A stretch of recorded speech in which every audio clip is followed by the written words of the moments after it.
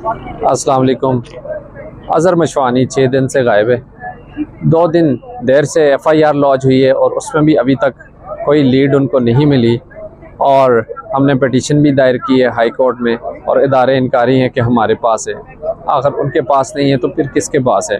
वज़ीर दाखिला हमें बताएं कि वो उसको किसने उठाया है और किधर लेकर गए हैं, इतनी लॉलेसनेस की सिचुएशन क्यों है।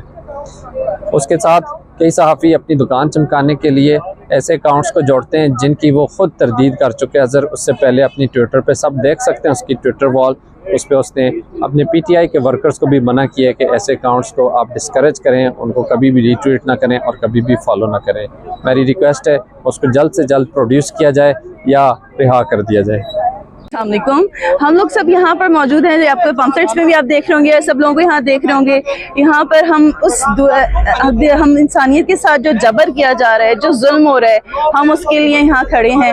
वी आर वेरी सैड कि हमारे अज़हर मशवानी जो हैं उनको एक नामालूम अफराद में कुछ पता नहीं कि वो कहाँ, उन्हें ज़मीन निकल गई, कहाँ चले गए। मेरा सवाल अपने उन मुल्क के चौकीदार यानी कि PNs क्या नहीं, आई थिंक गार्ड्स से है, जो गार्ड्स जो हैं, जो हमारे मुल्क के गार्ड्स हैं, वो हमारे मुल्क के लिए क्या कर रहे हैं। वो हम लोग, हमारे मुल्क के लोगों को ऐसे उठाया जा रहा है, चुप करके पता नहीं कहाँ लेके जा रहे हैं उन्हें।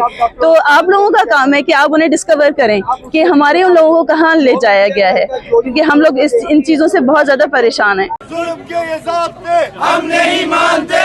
एक रियासत दो दस्तूर नामंजूर नामंजूर। एक रियासत दो दस्तूर नामंजूर नामंजूर। मिसिंग पर्सन्स को रिहा करो, रिहा करो, रिहा करो। मिसिंग पर्सन्स को रिहा करो, रिहा करो, रिहा करो। अज़हर को रिहा करो, रिहा करो, रिहा करो। अज़हर को रिहा करो, रिहा करो, रिहा करो।